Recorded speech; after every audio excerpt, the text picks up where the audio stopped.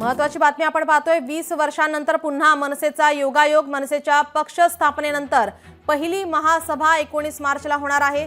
शिवतीर्थावर ही सभा पार पडली। आता पुन्हा 19 मार्चला गुढीपाडवा मेळाव्याच्या निमित्ताने राज ठाकरे यांची सभा होणार आहे। मेळाव्यात राज ठाकरे कार्यकर्त्यांना मार्गदर्शन करणार आहे। पुन्हा 19 मार्चला सभा होणार असल्याची माहिती। गुढीपाडवा मेळाव्याच्या निमित्ताने राज ठाकरे यांची सभा। या मेळाव्यात राज ठाकरे कार्यकर्त्यांना मार्गदर्शन करणार आहेत।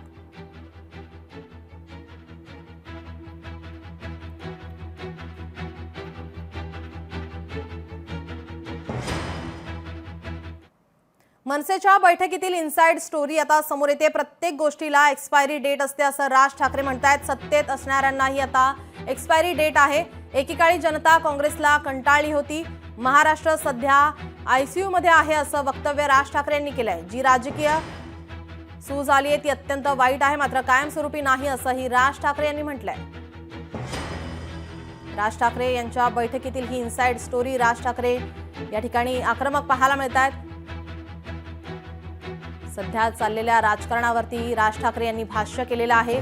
प्रत्येक गोष्टीला एक्सपायरी डेट असते। सत्तेत असणाऱ्यांनाही आता एक्सपायरी डेट आहे असं वक्तव्य राज ठाकरे यांनी केलंय।